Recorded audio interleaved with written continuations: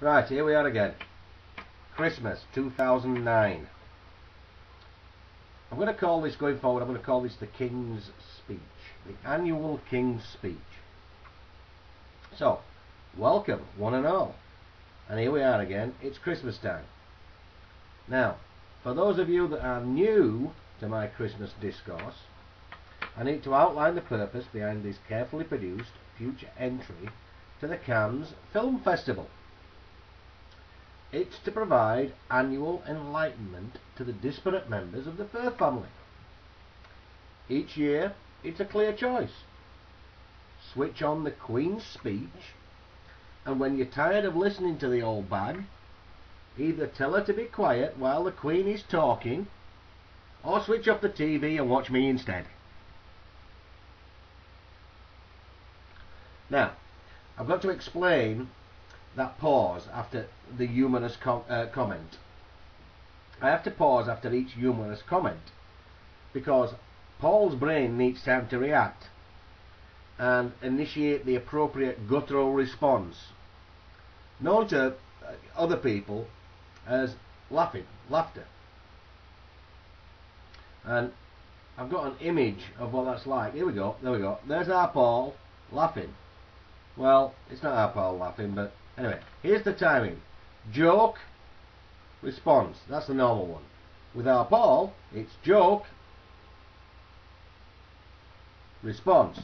So I have to have a little bit of a pause before our Paul laughs. So that's where it comes from. Anyway, enough of that. So I want you to also understand that this production is a veritable work of art. There are no camera tricks, no retakes. It's all done in one scene. All done in one pass. Yeah, bam! Just like that.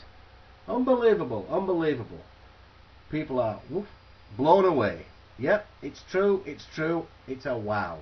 Okay. Anyway, it's not too difficult for somebody of my talent and beauty, I assure you. So on to Christmas. And okay, I know that you're all in a festive mood, so here's my contribution.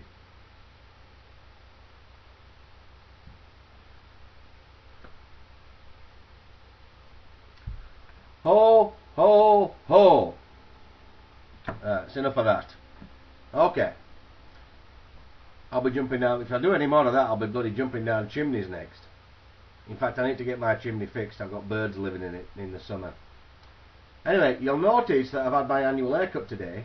I thought that as I was parading myself at great expense, I might add, in front of the tribe, I would smarten up for the occasion.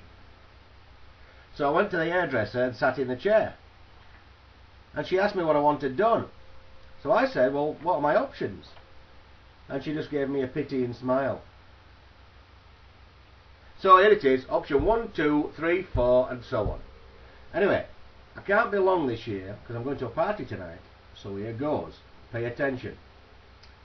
Now then, I've got to get some more visual effects for you buggers, because without them, well, I'll tell you where we'll start. We'll start with something that what we got here? Oh, well, no, that's not bloody good, is it? Whose idea was that?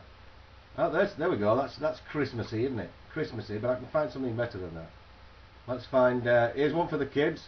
Oh, there we go. Bloody hell! Right, while I'm looking, behave yourselves there. Paul, you can laugh now. Huh? Go on. Yeah, it's funny. It's funny. We'll trust you. Come on. Go on. There you go. There you go. It was a slow one, but we get there in the end, don't we, Paul, old love? Right. So here we go. That's what I'm looking for. There it is. Snow. Christmas.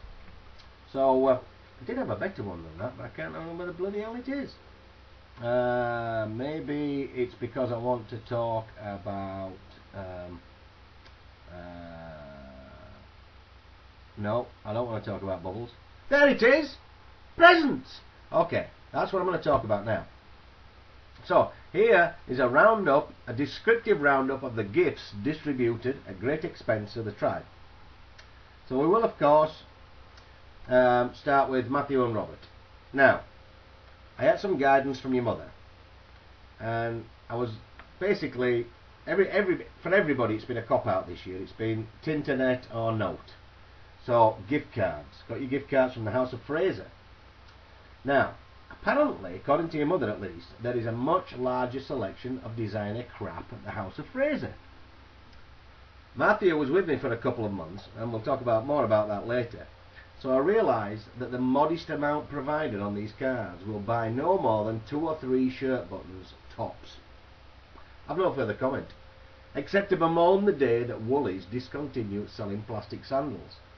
I don't know what today's youth is coming to, I really don't. Right, Mum and Dad, cash in the attic this year, a welcome cop-out, love it.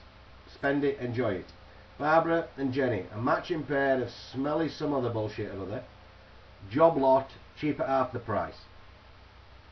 Paul and Billy, matching internet sourced crap for the men who have everything.